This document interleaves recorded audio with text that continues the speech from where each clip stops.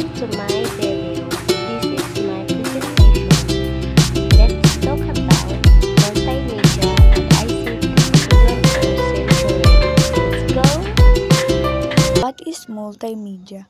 Multimedia is a form of communication that combines different contents such as text, audio, image, animation, or video into a single interactive presentation.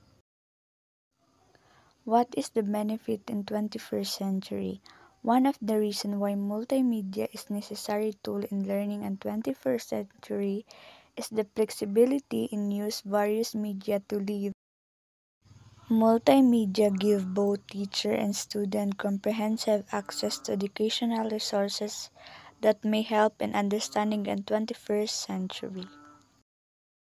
What are the importance of multimedia? Multimedia motivates students to learn more language through audio-visual and animation support.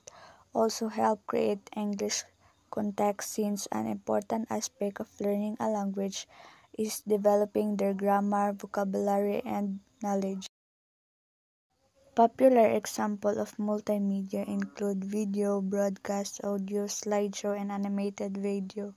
5 basic elements of multimedia: text, graphics, animation, video, audio.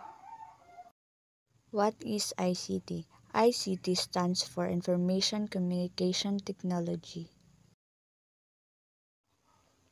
5 main components of ICT: software, cloud computing, internet access, digital data.